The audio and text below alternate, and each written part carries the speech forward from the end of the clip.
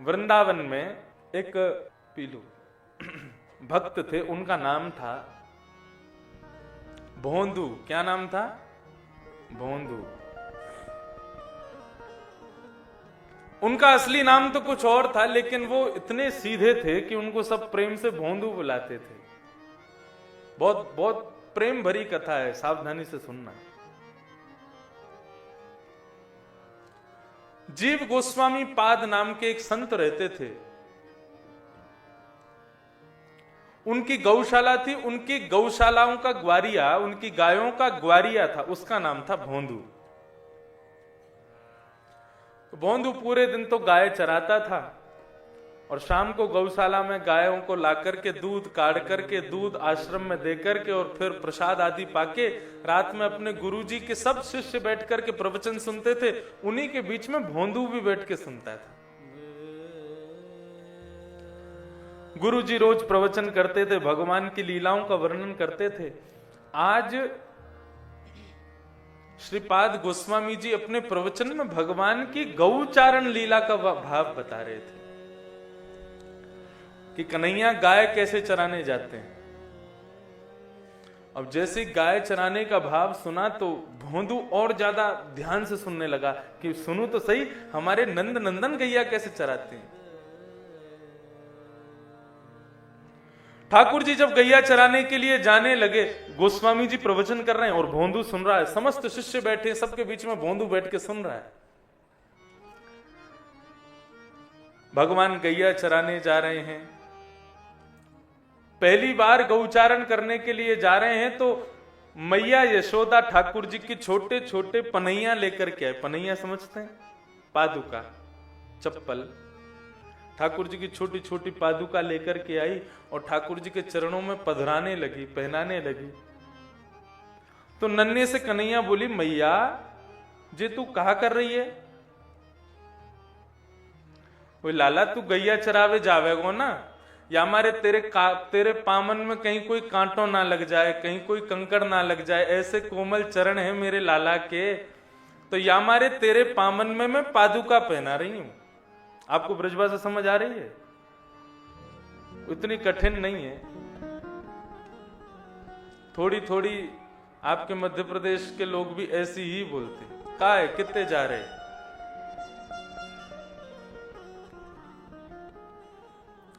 हमारे साथ में जो परिकर रहता है पूरा, वो लगभग मध्य प्रदेश, इलाहाबाद, ग्वालियर, इसी यही, और मुख्य रूप से आपके सतना और कौन कौन सी जगह मुझे तो याद नहीं, सतना, सागर, यहाँ के लोग ज्यादा रहते हैं हमारे वृंदावन में। वैसे बोलते का है कितने जा रहे तो इतना ही आता है बस। तो ऐसे ही हमारी ब्रजभाषा है। ठाकुर जी कह रहे मैया जी तू कहा कर रही है?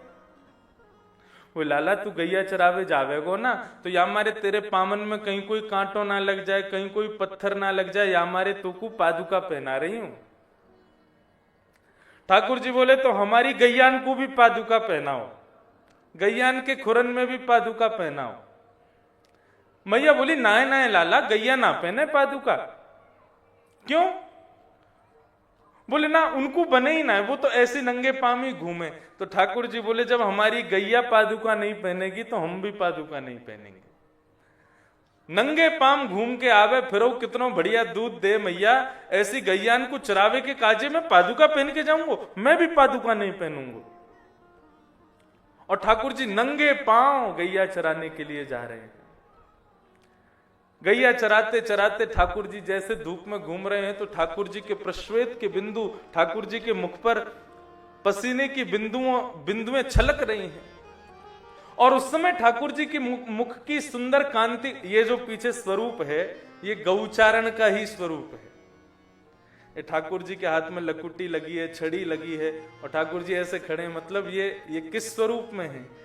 ये गैया चराते चराते ठाकुर जी थक गए तो खड़े हुए हैं, वो स्वरूप है ठाकुर जी का। तो ठाकुर जी जब चलते हैं तो प्रश्वेत के बिंदु मुखमंडल पर आते हैं, तब ठाकुर जी की मुखमंडल को देख के गैया जोर जोर से उछलती हैं और गायों के चरणों से उड़ने वाली धूल ठाकुर जी के पसीने से जाकर के चिपक जाती है उस समय का स्वरूप देख करके गोपियां वेणु गीत में एक श्लोक गाती हैं, अद्भुत। कैसा है स्वरूप कन्हैया का? ठाकुर जी के इस मंगल में स्वरूप का वर्णन जैसे ही उस भोंदू ने सुना, उसने अपने गुरुजी से जाके कहा, गुरुजी क्या नंदनंदन सच में गैया चरावे जामे? गुरुजी ने ऐसे ही कह दिया, हाँ क्यों नहीं जाते, जरूर जाते हैं। कहां जाते हैं गैया चराने? बोले नंदनंदन गैया चराने जाते हैं भांडीर वन, यमुना के पल्ली पार, इस पार वृंदावन उस पार भांडीर वन। तो भोंदू ने सोचा कल मैं भी गैया लेकर के वहीं जाऊंगा और हो ना हो मुझको ठाकुर जी वहां मिल जाएंगे। ये बिल्कुल सत्य घटना है। दूसरे दिन भोंदू अपनी गौशाला की समस्त गायों को लेकर के और भांडीर वन की ओर जाने लगा। भांडीर वन जैसे ही पहुंचे, भांडीर वन में सब गाय चर रही हैं और भोंदू इधर उधर देख रहा है, कहीं से मुझको लाल जी दिख जाए, कहीं से मुझको कन्हैया दिख जाए, कहीं से मुझको श्याम सुंदर दिख जाए। पूरे भांडीर वन में खोजते खोजते खोजते शाम हो गई, गैयाओं को लेकर के वापस आ गया। अब तो दिन रात उसके मन का संकल्प केवल एक ही है कि भांडीर वन में मुझको ठाकुर जी को गैया चराते हुए देखना है। अब उसके मन की ऐसी निश्चल भक्ति को देख करके श्री राधा रमन लाल जी से रुका नहीं गया। आज जैसे ही भांडीर वन में भोंदू गया और जाकर के गैया चराने लगा, तो गैया चरा करके थोड़ी देर खोज करके अपना झोला खोल करके और रोटी जैसे ही पाने लगा, प्रसाद पाने लगा। इतने में ही क्या देखता है, दूर से कहीं गायों का समूह, विशाल सींग वाली गाय, बड़े बड़े कोठे उनके, विशाल तगड़ी गायों को, सांवली सलोनी गायों को देख करके, भौरी गायों को देख करके, धोरी गायों को देख करके मन बड़ा प्रसन्न हो गया। और तभी भोंदू क्या देखता है, उन समस्त गायों के मध्य में, गौवंश के मध्य में, सांवरे सलोने पीतांबरी पहने हुए, मोर मुकुट धारण किए हुए, सुंदर अलकावलियां जिनकी सुंदर लहरा रही हैं, ऐसे कटाक्ष नेत्रों के साथ में, सांवरी सलोनी सूरत के साथ में श्री ठाकुर जी उसकी ओर आ रहे हैं, श्याम सुंदर उसकी ओर आ रहे हैं। ठाकुर जी के मुखमंडल को देख करके भोंदू के नेत्र सजल हो गए। अपना भोजन पानी छोड़ा, दौड़ करके गया। मुंह में अभी एक ग्रास लगा हुआ, एक तरफ से मुंह फूला हुआ उसका, और खाता खाता गया, भगवान को जाकर के प्रणाम किया। बोले आपका परिचय, आप जरूर नंदनंदन श्याम सुंदर हो ना? ठाकुर जी बोले हाँ हम नंदनंदन हैं। तुम कौन हो? बोले मेरो नाम तो कछु और है, लेकिन प्रेम से सब लोग मुकु भोंदू बुलावे। अच्छा, ये मुंह में क्या लगा है तुम्हारे? बोले कछु ना, अपने काजे रोटी लायो तो रोटी सब्जी खा रहा हूं। तो ठाकुर जी बोले हमको भी पवाओ, हमको भी भूख लग रही है। अब तो भगवान उसी भोंदू के साथ बैठ करके उसी के झोला में से रोटी निकाल करके उसी के संग पा रहे हैं, खूब आनंद कर रहे हैं। अब मित्रता हो गई भगवान की। 2 रोटी पाने के बाद में भोंदू से बोले लाओ और रोटी दो। भोंदू बोला रोटी तो खत्म। बोले हमको तो भूख लगी है। बोले ठाकुर जी अब आज तो इतना ही है, कल से मैं ज्यादा ले आऊंगा। बोले ठीक है, तो याद रखियो कल से ज्यादा लेके आइयो। बोले हाँ बिल्कुल लेके आऊंगा। अब उसकी मित्रता इतनी सहज, उसको लगा कि मेरे गुरु जी को भी ऐसे ही मिलते हैं भगवान, सबको ऐसे ही मिलते हैं, तो किसी से क्या बताना। उसने किसी को नहीं बताया। अब तो दूसरे दिन और सामग्री लेकर के पहुंचा, ठाकुर जी को पवाता, स्वयं पाता। ठाकुर जी बोलते हमको और भूख लग रही है, कल से और सामग्री लाओ। आज भोंदू गैया चराने गया तो आश्रम की रसोई में जाकर के महाराज खूब सारी सामग्री इकट्ठा करने लगा। लोगों ने कहा भाई भोंदू तू इतना सामग्री कहां ले जा रहा है?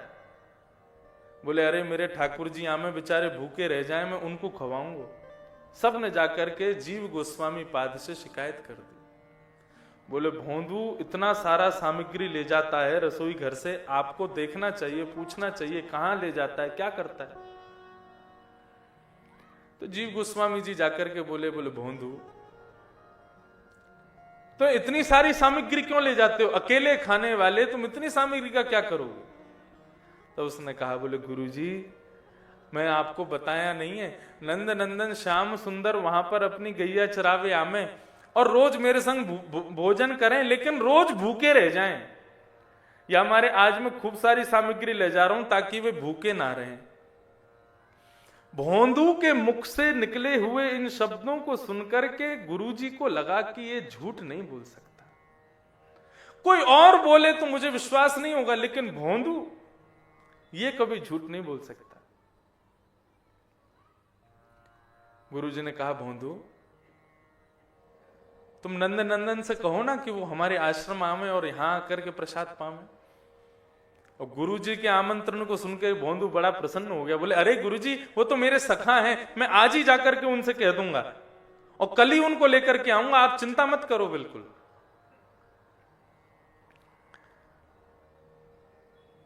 भोंदू जैसे ही वन में पहुंचा, ठाकुर जी अपनी गैया लेकर के वहीं पहुंचे, गाय चरने लगी। भोंदू ने तुरंत अपनी पोटली खोल करके ठाकुर जी को रोटी सब्जी आदि जो भी सामग्री ले गया सब दे दी। बोले, लो पाओ प्रभु। ठाकुर जी के वन भोज का इतना सुंदर वर्णन है भागवत में। ठाकुर जी कैसे वन भोज करते हैं, अपनी उंगलियों के बीच में अलग अलग अचार लगते हैं, बीच में अपनी हस्त के बीच में चटनी रखते हैं और एक हाथ में रोटी की पुंगी बना लेते हैं, ऐसे गोल गोल रोल बना लेते हैं और फिर एक अचार चाटते हैं, फिर रोटी खाते हैं, फिर चटनी चाटते हैं, फिर रोटी खाते हैं। ये ठाकुर जी के स्वरूप का वर्णन भागवत में है।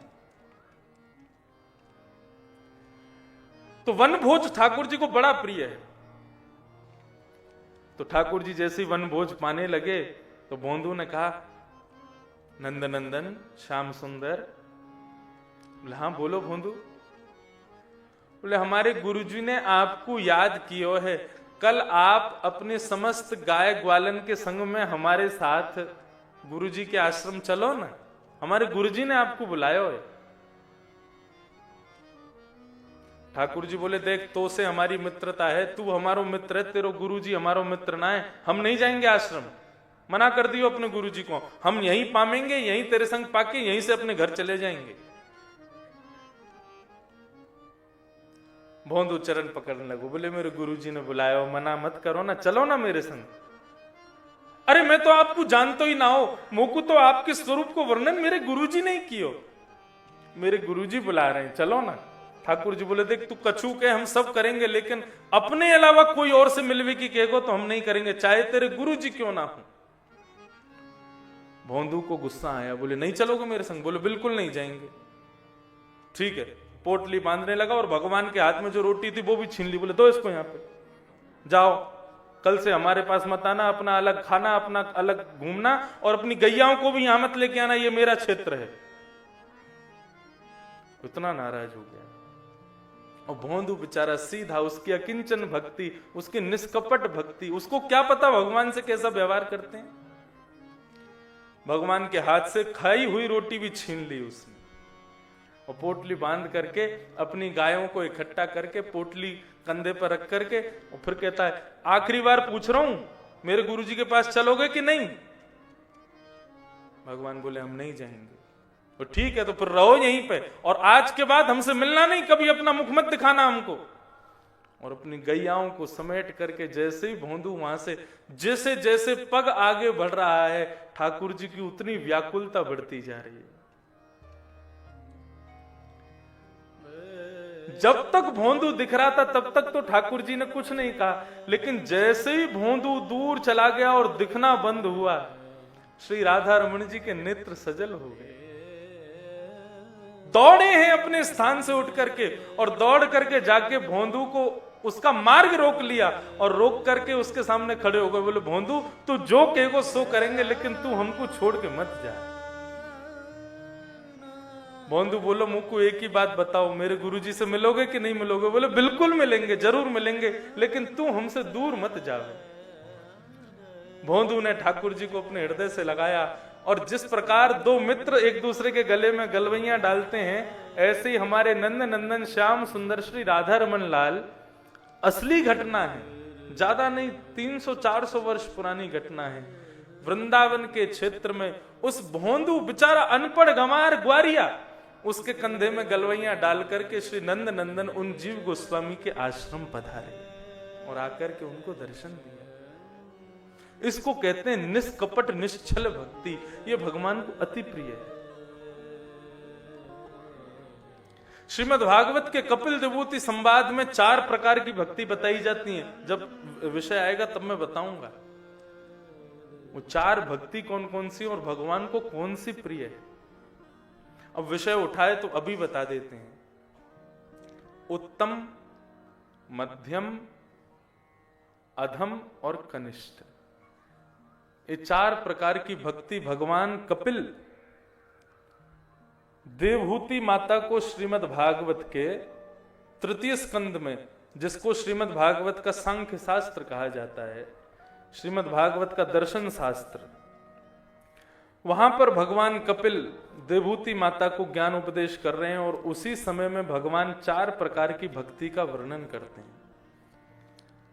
बहुत सावधानी से सुनिएगा। और आपकी भक्ति इनमें से कौन सी है खुद समझ लीजिएगा, और भगवान को कौन सी प्रिय है उसको समझ करके अब उस भक्ति से हमको वहां तक पहुंचना है, ये आप हिसाब लगाइएगा। देवहूति माता के पूछने पर उन्हीं के पुत्र भगवान कपिल अपनी मां को उपदेश करते हुए अपने वैष्णव भक्तों के 4 गुण और 4 प्रकार की भक्ति बता रहे हैं। अधम भक्ति कौन सी है? सबसे लोअर क्वालिटी की। भगवान कपिल कह रहे हैं, अभिसंधाय यो हिंसा दंभं मात्सर्यमेव वा संरंभी भिन्न दुग्भावं मयि कुर्यात् सतामस। तामसी भक्ति कौन सी है? तो भगवान कपिल कह रहे हैं, अभिसंधाय यो हिंसाम दंभम मात्सर्यमेव वा। मेरे नित्य दर्शन करने के बाद भी, मेरी नित्य कथा सुनने के बाद भी, मेरे नित्य संत वैष्णव भक्तों का संग करने के बाद भी जिस व्यक्ति के हृदय में दूसरे के प्रति हिंसा का भाव प्रकट होता है, दूसरे के प्रति ईर्ष्या का भाव प्रकट होता है, दूसरे के प्रति मात्सर्य दोष प्रकट होता है, ऐसा व्यक्ति मैया वो तामसी भक्त है, मुझको प्रिय नहीं है। अब रावण है, उसका नित्य नियम है शंकर जी की पूजा करना, लेकिन ऐसी शंकर पूजा का क्या फायदा जिससे तुम हिंसा नहीं रोक पा रहे हो, जिससे तुम दूसरों के प्रति ईर्ष्या नहीं रोक पा रहे हो, जिससे तुम अपना चरित्र नहीं सुधार पा रहे हो। ऐसी पूजा भक्ति वास्तव में आपके स्वभाव में परिवर्तन नहीं हो रहा और उसके बाद भी आप भक्ति कर रहे हो, तो ऐसी भक्ति, ऐसे सत्कर्म भी आपके पाप ही बनते चले जाएंगे। चढ़ाते तो हो रोज शंकर जी पर जल, लेकिन अपने नेत्रों को आज भी शिकारी बनाया हुआ है, अपने स्वभाव में अभी भी मात्सर्य दोष है। तो ऐसे हाथ से चढ़े हुए जल से शंकर जी प्रसन्न नहीं, दुखी और हो जाते हैं।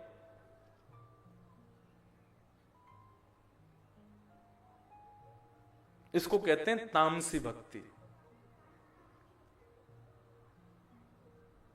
मंगलवार को प्याज भी नहीं खाएंगे, लहसुन भी नहीं खाएंगे, और बाकी के दिन मुर्गा की नार मरोड़ मरोड़ करके खा जाएंगे। पेट नहीं, कब्रिस्तान बना करके रखते हैं। नवरात्रि जैसे ही शुरू होती है, हमारे दिल्ली आसपास में, दिल्ली क्षेत्र में लोग नवरात्रि देखो उनकी कैसी, प्याज लहसुन कुछ नहीं खाएंगे और इंतजार करते हैं कब बोले दसवीं कब आएगी। क्यों? दसवीं आते ही महाराज सबरे शिकारी बन जाते हैं, ये खाओ वो खाओ, ये करो वो करो, ये खाओ। ऐसी भक्ति का, ऐसी नवरात्रि का क्या फायदा? बढ़िया है, उसमें भी खाओ। कोई देवी प्रसन्न तो हो नहीं जाएगी कि भाई तुम 9 दिन कितने शुद्ध हो, 9 दिन कुछ नहीं खा रहे हो। अपनी आचरण में शुद्धता नहीं है तो बिना आचरण के शुद्ध के की हुई भक्ति से देव प्रसन्न नहीं होते और ज्यादा नाराज हो जाते हैं। ऐसे भक्त को क्या कहते हैं? तामसी भक्त। ये सबसे लोअर क्वालिटी का। अब मैया भक्त तो है क्योंकि मंदिर आता है वो भी, कथा सुनता है वो भी, लेकिन बात यह है कि उसके जीवन में कोई असर नहीं होता उसका। दूसरा भक्त किसको कहा जाता है? बोले दूसरा भक्त होता है राजस भक्त। ये तामसी से थोड़ा अच्छा होता है। राजस भक्त का लक्षण क्या है? बोले राजस भक्त का लक्षण है विषयान विसंधाय यश ऐश्वर्यमेव वा अर्चादावर्चयेद्यो मां पृथक् भावः स राजसः। राजस भक्त का लक्षण क्या है? बोले मंदिर में आकर के मेरे अलावा दुनिया की जितनी वस्तुएं सब मुझसे मांग लेता है। सुख संपत्ति घर आवे कष्ट मिटे तन का ओम जय जगदीश हरे। हमको सुख भी मिल जाए, संपत्ति भी मिल जाए, मेरा गुनाह में खूब नाम हो जाए, मेरा खूब वैभव हो जाए, मेरा खूब बड़ा घर बन जाए, मेरे को ये गाड़ी मिल जाए, मुझको वो मिल जाए, हे भगवान कृपा कर दो, ऐसा कर दोगे तो सोने का छत्र चढ़ाऊंगा, ऐसा हो जाएगा तो परिक्रमा लगाऊंगा, ऐसा हो जाएगा तो ये करूंगा, ऐसा हो जाएगा तो आपका मंदिर बनवा दूंगा, ऐसा हो जाएगा तो 1.25 मन लड्डू का भोग लगाऊंगा।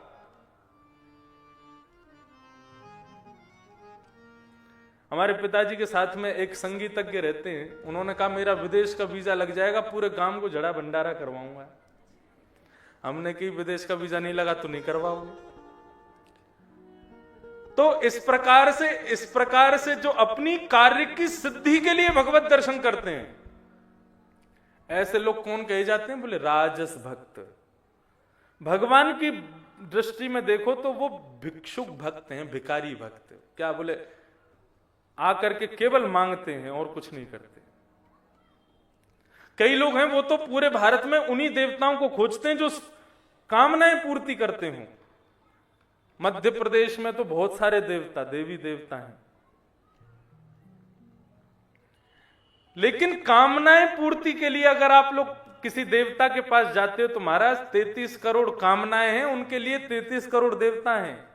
पूरा जीवन निकल जाएगा, मन की कामनाएं कभी पूरी ही नहीं होंगी। मांगते रहो। जो भगवान से भगवान के अलावा सब कुछ मांगते हैं, ऐसे भक्त को क्या कहा जाता है? राजस भक्त। भगवान कहते हैं वो भी मुझको प्रिय नहीं है, मुझको अच्छे नहीं लगते।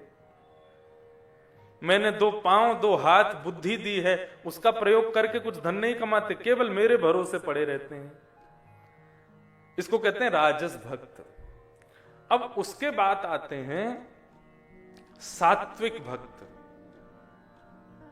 ये सात्विक भक्त भगवान कहते हैं इनको साधारण श्रेणी कहा जाता है। ये अच्छे हैं, ये बुरे नहीं हैं। इनके क्या गुण होते हैं? कर्म निर्हारमुद्दिश्य परसिन्न वात दर्पणम यजे दुष्टाव्यमिति वा पृथक् भावस्य सात्विकम्। सात्विक भक्त का लक्षण क्या है? बोले कर्म पर विश्वास करते हैं, मेहनत करते हैं, अपने कर्म से मेहनत से कमाते हैं, देवताओं के भरोसे नहीं पड़े रहते।